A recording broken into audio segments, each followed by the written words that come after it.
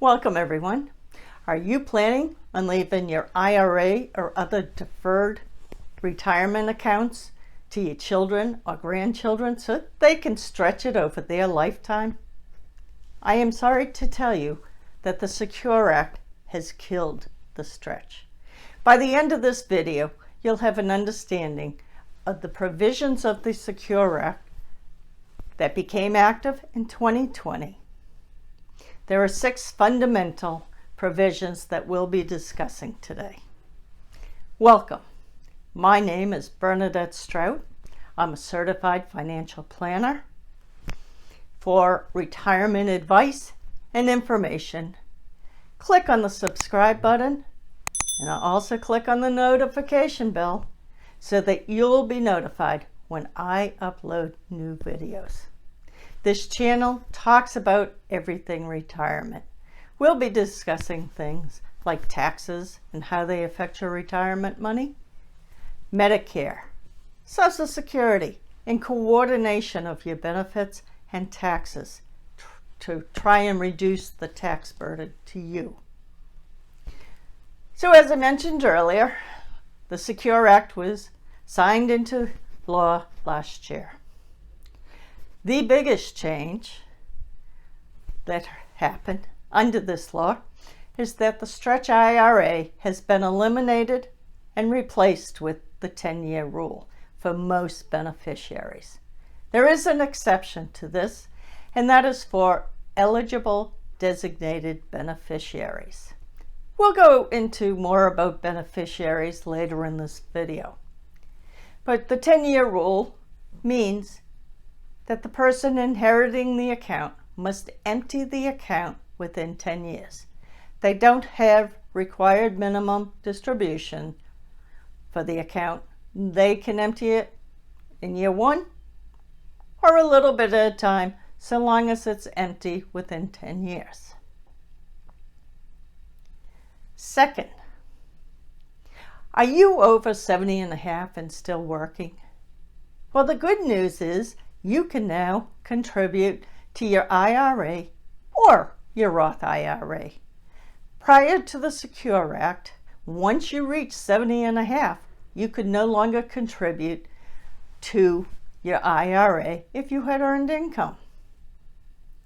With this change, it allows everyone unlimited time to contribute to their IRA, no matter what their age is or their spouse's age.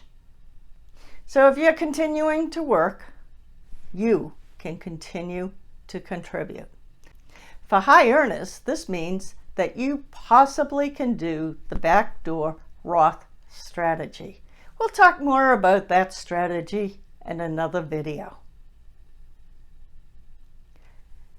A third change, if you are 70 and a half this year and are dreading having to take your required minimum distribution, you don't need the money. You don't want to take it. Well, the good news is you can delay that now until age 72.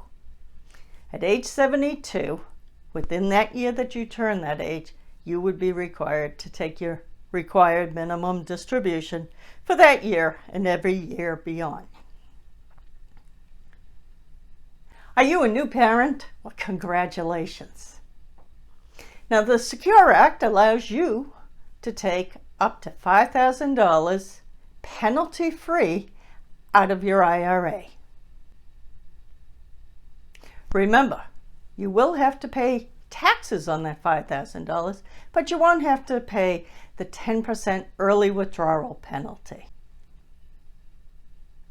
Are you a graduate student who has taxable, non-tuition fellowship or stipend? That money that you earn is now considered compensation for eligibility to contribute to either an IRA or a Roth IRA. So you can now safely contribute to these accounts with those funds. And finally, are you an employer with a qualified retirement plan? The Secure Act is giving you some liability protection if you decide to put annuities in your plan.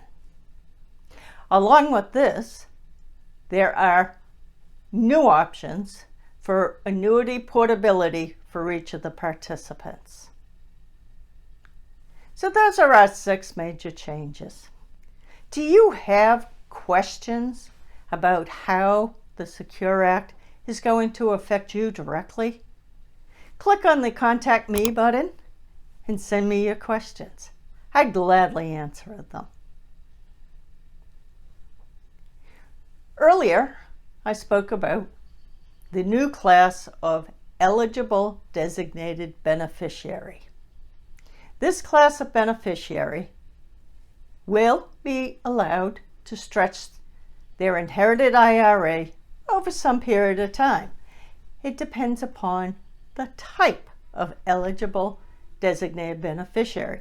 For example, if one is a spouse, they can choose to stretch the IRA over their lifetime as opposed to taking that and rolling it into their own IRA. Now, why might someone want to do this? If you're under 59 and a half, you might want to keep it as an inherited IRA just in case you need to make a withdrawal. Because it is an inherited IRA, if you make a withdrawal, you don't have the 10% early withdrawal penalty. You can always roll it into your own IRA at a later date. If you're a minor child, you're considered an eligible designated beneficiary. You can stretch the IRA until you reach the age of majority in your state, at which time the 10-year rule will come into effect and you will have 10 years to empty the account. Another class of beneficiary is the non-eligible designated beneficiary. That is the vast population of beneficiaries, our kids, friends, whomever we leave the IRA to who's not in the earlier class of eligible designated. They now have to empty the account within 10 years. They don't have a required minimum distribution, so they can empty the account in 1 year, or they can take small amounts, stretch it over the 10 years, just so that the account is emptied by the 10th year. And then the final class are the non-designated beneficiaries. In this class of beneficiary are charities. And we generally see that the charities will take their amount as soon as possible. There are other people who fall into this, and we can talk about beneficiary planning in another video. With the loss of the Stretch IRA, you must note that this also applies to your 401k, your 403bs, your 457s, and your Roth IRAs. The loss of the Stretch applies to all retirement accounts.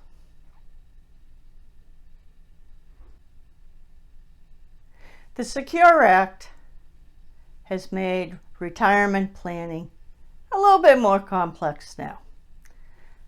Now, with the elimination of the Stretch, replaced by the 10-year rule, many people are going to have to do beneficiary planning and estate planning if they don't want their hard-earned money being eaten up by taxes. Thank you for watching my video. I hope that you found this educational and informative. If you like this video, please click on the subscribe button, hit that notification bell, and please share it with friends and family.